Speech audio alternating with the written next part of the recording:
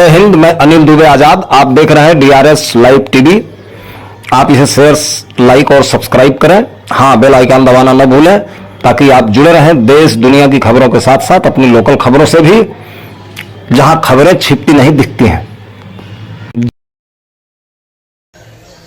नमस्कार दोस्तों, मैं मोहम्मद कादिर। आप देख रहे हैं डीआरएस लाइव टीवी जनपद गाजीपुर। इस टाइम मैं जनपद गाजीपुर चीतनाथ घाट पे उपस्थित हूँ। यहाँ पे हमारे बीच जो है शंकर जी बात करने के लिए हैं और कांवड़ का जो है सावन का महीना जो है अब चालू हो गया है, जिसको लेके आइए हम करते हैं उनसे खास मुलाकात।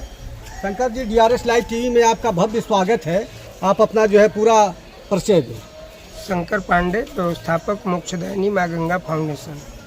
शंकर जी, ये जो घाटों पे, कुछ घाटों पे देखा जा रहा है कि व्यवस्थाओं को लेके जो है क्या कमियां हैं, उसके लिए आप क्या कहना चाहेंगे? मैं तो कहूँगा कि इस बार प्रशासन की कमियां नहीं बल्कि पूर्ण किए हैं।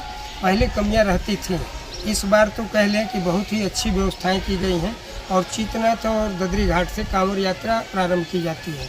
हमें लग रहा है कि इस बार प्रशासन का लाइट पर, रास्ते पे और सारी चीज़ों पर अच्छी व्यवस्थाएँ की गई हैं।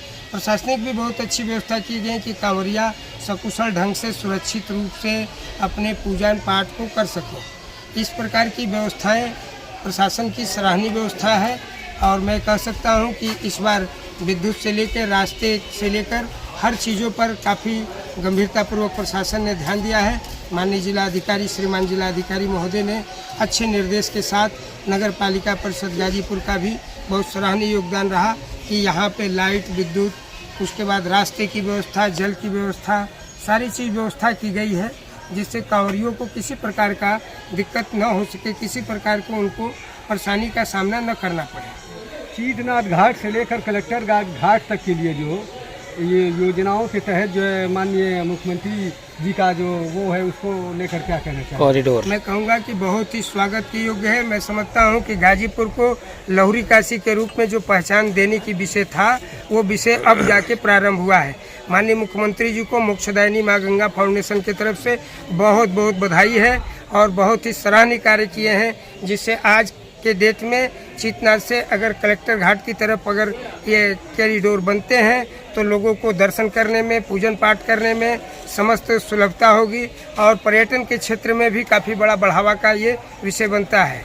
मैं समझता हूँ कि इस कार्य को करने से यहाँ गाजीपुर में कम से कम 100 घरों में एक रोजगार का भी विषय बनेगा। लोगों का जब आवाजाही बढ़ेगा तो लोगों की रोजगार बढ़ेंगे। जैसे कि अभी सावन की कांवड़ यात्रा आती है, चीतनाथ मोड़ तक लगी हुई दुकानों का आय बढ़ जाता है, उनका विषय बढ़ जाता है, आर्थिक स्थितियां बढ़ जाती हैं। ये बहुत ही सुखद और पहले की सराहनीय विषय है और माननीय मुख्यमंत्री जी को जितनी भी धन्यवाद की जाए, बधाई दी जाए, वो कम है, क्योंकि इस तरीके की व्यवस्थाओं को करके उन्होंने गाजीपुर को एक लहुरी काशी का पूर्ण पहचान दिया है। मैं जिस जगह पे खड़ा हूँ, ये विश्वामित्र आश्रम के रूप में प्रसिद्ध है, जहाँ ब्रह्म ऋषि विश्वामित्र कभी यहाँ तपस्या किया करते थे। इतिहास में कहा जाता है कि भगवान राम का भी यहाँ पदार्पण हुआ है। इस पावन धरती पर से अगर कलेक्टर घाट तक का यात्रा अगर कॉरिडोर से होता है तो मैं समझता हूँ कि गाजीपुर चीतनाथ घाट का एक बहुत बड़ा सौभाग्य का विषय बना कि इस तरीके की व्यवस्थाओं को माननीय मुख्यमंत्री जी ने लागू किया। ये जो भू मंदिरों जनपद गाजीपुर में कितनी भू मंदिर है, उसके बारे में थोड़ा। भू मंदिर पर अभी पर्यटन विभाग से एक विषय आया था कि माननीय मुख्यमंत्री जी ने पर्यटन विभाग के स्थितियों के हिसाब से मंदिरों के पुनर्निर्माण के लिए एक धनराशि जारी की है।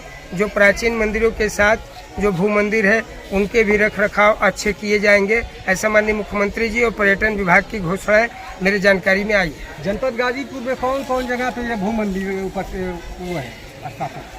वो तो पहले भुड़कुड़ा के अंदर है और बहुत सी जगह हैं जहाँ पे भू मंदिर के रूप में है। और ये कह लें कि आप महारे धाम जहाँ लोग जलाभिषेक करेंगे, यहाँ भी बहुत प्राचीनतम है और भू मंदिर के रूप में है। जो कांवड़ यात्रा निकाली जाती है, उसका मुख्य उद्देश्य क्या है? मुख्य उद्देश्य ये है कि शांति का प्रतीक भगवान भोले का ये सावन माह एक बहुत पावन माह माना जाता है हिंदू धर्म के संस्कार के विधियों के तहत। इसमें जलाभिषेक करना और अपने को शांति पाना, वैज्ञानिक विधि से भी कह लें तो जब जलाभिषेक करते हैं तो सांस नली को, आपके हृदय को मस्तिष्क को चंदन लगाने से, ये जल चढ़ाने से निश्चित रूप से काफ़ी आराम मिलता है और लोग अपने को काफ़ी सुदृढ़ महसूस करते हैं। इस बरसात के मौसम में जब वो जलाभिषेक करते हैं तो उससे उनको काफ़ी शांति मिलती है और परमात्मा को याद करते हैं, भोले बाबा को याद करते हैं। सावन माह ये बना ही है कि बरसात के दिन होने के कारण ये भींगा हुआ रहता है, इसलिए कांवड़ यात्रा करने वाले लगभग भींगे हुए अवस्था में ही भगवान भोले का ये जलाभिषेक करते हैं और जिससे उनकी शारीरिक क्षमता का काफ़ी विकास होता है, मानसिक क्षमता का भी बहुत पदोन्नति होती है और कह लें कि जलाभिषेक के बाद वो अपने को बहुत शांति महसूस करते हैं और परिवार के लोगों के बीच, सारे लोगों के बीच बड़ा शांति स्थापित होता है और भगवान से प्रार्थना करते हैं कि उनको भी दीर्घायु मिले, जिससे उज्जवल भविष्य की कामना की जा सके। कांवड़ को देखा जाए तो जो है यहाँ शीतनाथ घाट पे और जो है आपके ददरी घाट पे जो है काफ़ी संख्याओं में जो कांवड़ियों की जो संख्या, यहाँ जो जल लेकर कहाँ जल अभिषेक करने के लिए जाते हैं? ये विशेष तौर से महारे धाम पर ही जो लोग जल अभिषेक करते हैं और कुछ लोग बगल के मंदिरों में जो शिवालय हैं वहाँ पर भी जल अभिषेक करते हैं।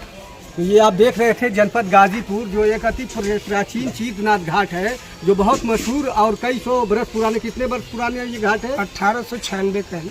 1800 लगभग 96 बरस पुराना जो है, 218 बरस 200 बरस पुराने, 200 बरस लगभग जो है पुराना ये प्राचीन शीतनाथ घाट है, जहाँ पे अभी जो कांवड़ियों का जो एक जत्था दिखेगा यहाँ पे दर्शन और जल को लेकर जो है महार धाम जो है जाएंगे दर्शन के लिए, उसकी भी आपको लाइव दिखाएंगे। आप देख रहे हैं गाजीपुर से कैमरामैन राजेश विश्वकर्मा के साथ मोहम्मद कादिर।